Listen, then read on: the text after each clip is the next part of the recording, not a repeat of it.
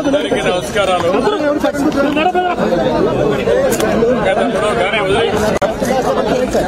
అందరికీ నమస్కారాలు.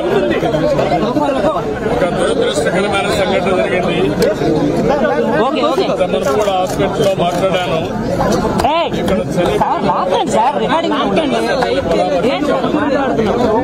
చాలా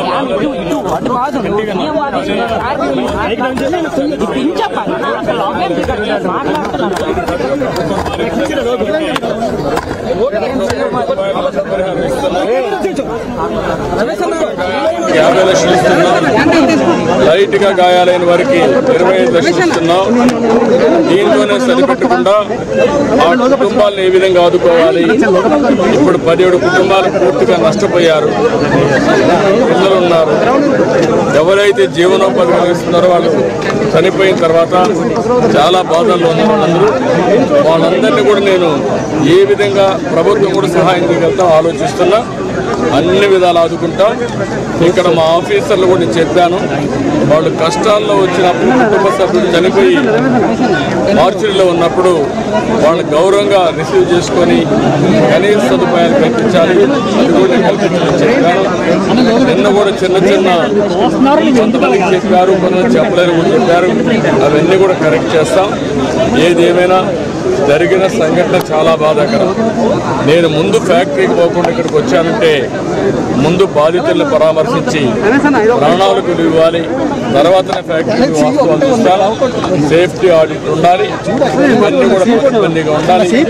ఇలాంటి సంఘటనలు పునరావృతం కాకుండా ఏమేం చేయాలో అన్ని చర్యలు తీసుకోవాలి. మార్చికి కుటుంబ సభ్యులను అనుమతించట్లేదు ఆవేదన వ్యక్తం చేస్తున్నారు. మార్చిలోకి అభ్యర్థించట్లేదు. మార్చిలోకి ఎవరిని కూడా పర్మిషన్ ఇవ్వట్లేదు. ఆవేదన వ్యక్తం చేస్తున్నారు. బాధ నాకు అర్థమైంది. కూడా చెప్పాను. ఈ సమయంలో కూడా వైసీపీ నేతలు విమర్శలు చేస్తున్నారు.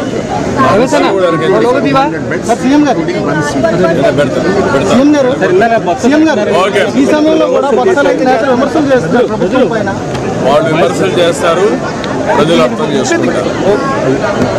ఇలాంటి తప్పుడు పనులు చేసి మళ్ళా విమర్శించడం అనేది చేతకాంతనం. నేనే బాధ్యత. నేను వచ్చి 60 రోజులైంది. చేతగాని అసమర్థ వల్ల వ్యవస్థ కూలిపోయింది. సంఘటన జరుగుతుంది. అది గుర్తు పెట్టుకోవాల్సిన అవసరం. తప్పుడు పనులు చేసేవాళ్ళు ఇట్లే మాట్లాడుతూ ఉంటారు. ఏదో శవాల కాడ వయసులు వెళ్ళిపోయిన రకం ఏంటి మాట్లాడాలి.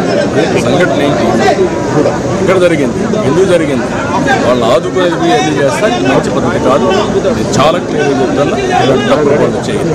Thank you.